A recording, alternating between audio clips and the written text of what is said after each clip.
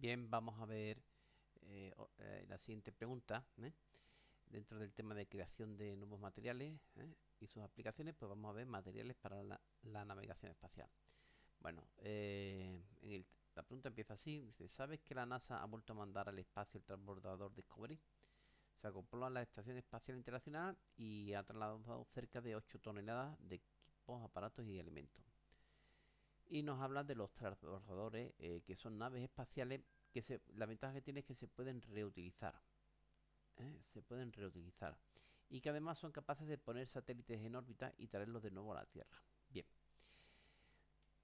veamos que uno de los problemas que plantea, bueno, la gran ventaja es que se puede reutilizar.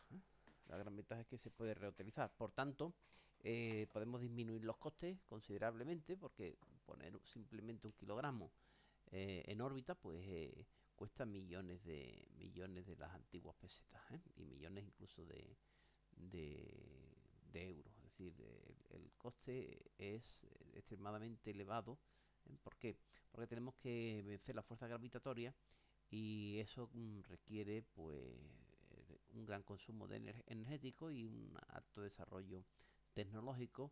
En fin, que poner cualquier masa en el espacio pues cuesta un verdadero dinero.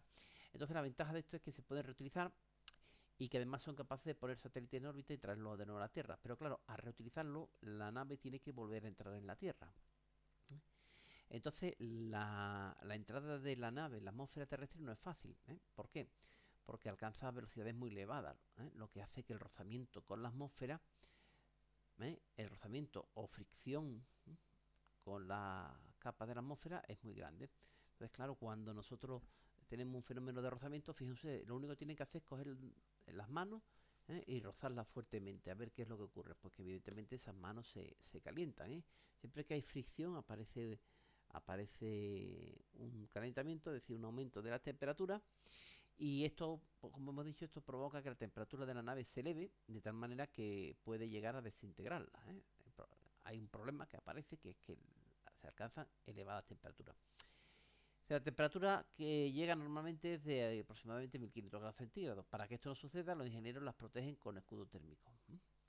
Bien, entonces lo que hacemos es recubrir el transbordador o nuestra nave con escudos térmicos para protegerla.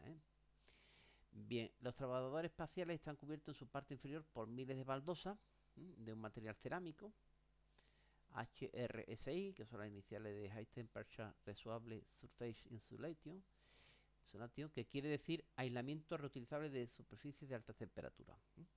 Es decir, es un aislamiento, además es reutilizable y, y es capaz de soportar altas temperaturas. Diseñado para aguantar múltiples reentradas en la atmósfera, pudiéndose reparar solo aquello que está dañado. La gran ventaja es que esto está dividido en especie de módulos de losetas, de manera que si una se estropea, pues se puede sustituir esa única pieza y no hay que cambiar ¿eh? el, el, todo la carcasa externa, ¿vale? Entonces esa es la ventaja, que se puede reparar solo aquello que esté dañado. Bueno, y aquí hay un artículo, dice en el siguiente artículo puedes leer cómo la NASA ha elaborado un escudo térmico hinchable con fibras de materiales cerámicos. Bueno, entonces aquí lo podemos leer tranquilamente. Y entonces nos hablan de la importancia de los escudos térmicos hinchables. Nos dicen que los escudos térmicos tradicionales hasta ahora han sido sólidos, pero que eso presenta una serie de inconvenientes, por ejemplo, que son pesados, y este factor limita la masa útil de la nave. Claro, al pesar mucho, pues ya hemos hablado de lo que cuesta poner en el espacio una masa de 1 kilogramo, ¿no? Es verdaderamente costoso. Además, que cuanto más pese, más masa tenga, pues menos masa vamos a disponer para... Mientras más masa tengamos que emplear para el escudo, menos masa vamos a poder disponer para otras cosas, ¿no? Entonces los escudos hinchables pueden en teoría salvar estos obstáculos. ¿Y por qué? Porque pueden ocupar poco espacio, tienen poca masa, etcétera, ¿vale? Bueno, vamos a pasar a la siguiente pregunta, a la siguiente curiosidad. Dice, ¿qué le pasó al transbordador Columbia? Dice, quizás no lo recuerde, tuvo un accidente el 16 de enero del 2003. Dice, en el despegue de la nave se desprendió un trozo de espuma de poliuretano que impactó contra un tanque externo. Este accidente no fue percibido por los tripulantes y control de emisiones no le dio importancia. El problema apareció al reingresar en la atmósfera.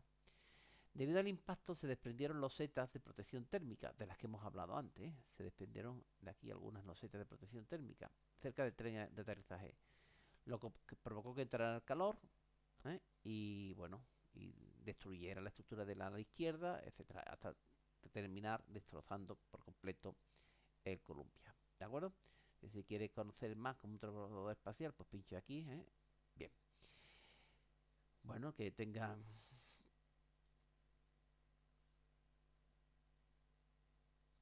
Muy bien. El que tenga interés, pues puede pinchar aquí, el periódico El Mundo, para, en fin, para ver algo más sobre este tema, ¿vale?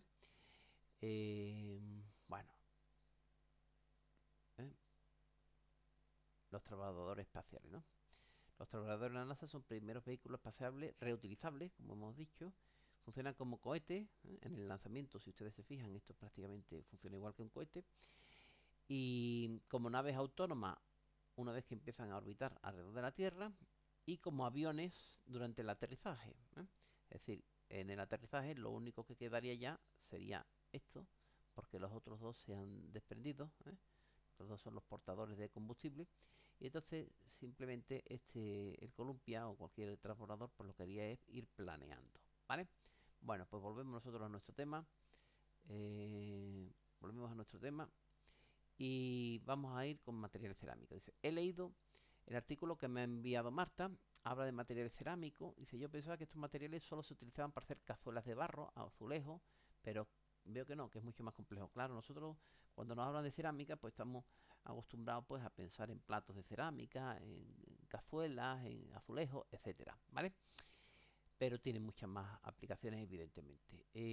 Aquí dice, el término no, cerámico viene del griego keramos, que significa arcilla de alfarero, y kerámicos, que son productos de arcilla. Se refiere tanto al material como a los productos de cerámica. Los materiales cerámicos son compuestos o soluciones inorgánicas, es decir, ¿eh? Inorgánicas, ¿de acuerdo? De elementos metálicos o no metálicos, que debido a los tipos de enlace que tienen sus átomos son duros, frágiles, con baja conductividad eléctrica y térmica, ¿vale? Es decir, vemos como debido a los tipos de enlace, esto ya lo hemos explicado en temas anteriores, que realmente la estructura atómica y molecular de la materia y el tipo de enlace que se da entre sus partículas, pues es verdaderamente la que luego me va a dar las propiedades macroscópicas. Es decir, que dependiendo de cómo sean los enlaces, pues luego yo voy a tener unas propiedades macroscópicas u otras. Ya lo veíamos en el caso, por ejemplo, del enlace metálico, donde el enlace metálico, cuando lo estudiamos, veíamos que había una cantidad de electrones que quedaban ahí en una especie de nube electrónica y esos electrones móviles pues conferían a los metales pues conductividad eléctrica, conductividad térmica, ductilidad, maleabilidad, etcétera, e incluso brillo metálico. Es decir, que vimos que las propiedades que tienen los metales son debidas a su enlace. Bueno, pues con el enlace que se da entre los compuestos de tipo cerámico, pues nos dan las siguientes propiedades. Son duros, frágiles, con una baja conductividad eléctrica, ya hemos hablado de lo que es conductividad eléctrica y térmica, ¿de acuerdo? Bien, estos materiales se han utilizado durante muchos años en las bujías de los motores de automóviles. Aquí tienen ustedes una imagen, y como un aislante térmico y para resistencia a altas temperaturas, ¿vale? Los materiales cerámicos se pueden dividir tradicionales, pues lo que hemos estado hablando antes, como son las vajillas, tejas, losetas, cerámicas, etcétera. De ingeniería o de alta tecnología, como son los componentes para turbinas, automóviles, usos aeroespaciales, intercambiadores de calor, semiconductores, prótesis y herramientas de corte. ¿De acuerdo? Es decir, que estos serían los de ingeniería o de alta tecnología. Bien, las aplicaciones de estos materiales cerámicos son muchas. Por ejemplo, se utilizan, eh, como estamos diciendo, eh, hay muchas aplicaciones para los materiales cerámicos y, por ejemplo, se utilizan la industria eléctrica, electrónica, componentes fabricados con porcelana y en aparatos, aunque la mayor proporción se da en aparatos domésticos y sanitarios. Los cerámicos también tienen la capacidad de conservar su resistencia y rigidez a altas temperaturas, ¿eh? Es decir, que aunque aumente en exceso la temperatura, pues tienen una capacidad importante que es la de conservar su resistencia y su rigidez, ¿eh? Fíjense, precisamente una bujía, pues una de las propiedades que tiene es que tiene que estar sometida a altas temperaturas y sin embargo la bujía hace su trabajo gracias a su revestimiento de cerámica, pues lo hace bastante bien. Bien, se están desarrollando investigaciones para crear un motor térmico usando materiales como nitruro, carburo de silicio, circonia, ¿de acuerdo? Bueno, también se están recubriendo determinados metales con estos materiales para impedir la corrosión o proporcionar una barrera térmica. Ese es el caso de las tejas del transbordador espacial, como ya hemos visto, ¿eh? En esta lectura, ¿de acuerdo? Es decir, que una de las ventajas que tiene, como estamos diciendo, es que la cerámica impide la corrosión, ¿m?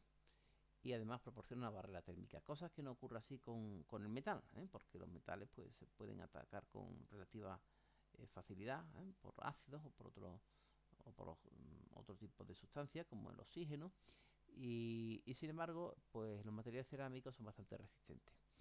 Dice, bueno, si quieres saber más sobre los materiales cerámicos puedes entrar a la siguiente página, en la que encontrarás todos los compuestos, sus propiedades. Bueno, pues el alumno que tenga más curiosidad pues puede pinchar aquí, ¿eh? Y esto nos lleva a la página, varía una página, ¿eh? Con más aplicaciones de la cerámica, ¿de acuerdo?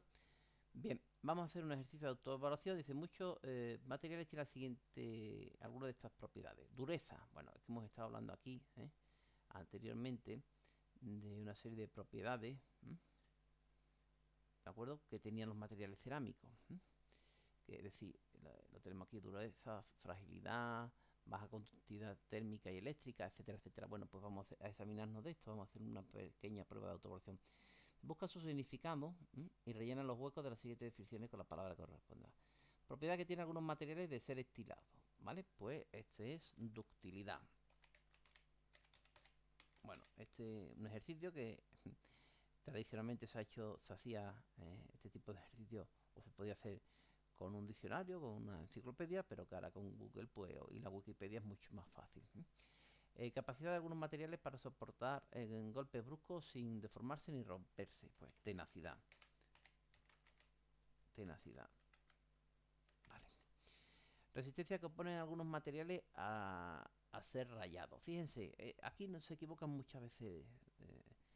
Confunden dureza con otro tipo de cosas, como con fragilidad. Vamos a ver. Un cristal de vidrio es muy duro, porque un cristal de vidrio puede raya la madera, raya un montón de cosas, raya una pared, puede rayar, pero sin embargo es frágil, es decir, ante cualquier golpe pues se rompe fácilmente. Sin embargo, una vez que yo tengo un trozo de cristal, puedo rayar un montón de cosas, es decir, el cristal es muy duro, aunque sea frágil, ¿vale? Bueno, vamos a comprobar ya, mostrar toda la respuesta. Maleabilidad, propiedad que tiene alguno de ser transformado en finas láminas. Ya lo hemos estudiado esto también, en el caso de los metales. Elasticidad, pues capacidad que tiene algunos materiales de recobrar su forma y dimensiones cuando cejas a la fuerza que provoca la deformación. Por ejemplo, un muelle. Yo cojo un muelle, lo comprimo. En el momento que quito las manos, pues el muelle se vuelve a estirar, pega un salto y se estira. O un elástico. Yo cojo, tiro del elástico, en un momento determinado, en cuanto suelto, pues el elástico recupera su posición inicial. Bueno, todo esto siempre y cuando no supere unos límites. Si yo tiro demasiado fuerte, pues lo que hago es romper el elástico. Ya paso lo que se conoce como el límite de esta elasticidad. Bueno, y resistencia mecánica. Capacidad que tienen algunos materiales para resistir esfuerzos de tracción, compresión, torsión, selladura sin deformarse ni romperse. Muy bien, pues con esto terminamos esta pregunta.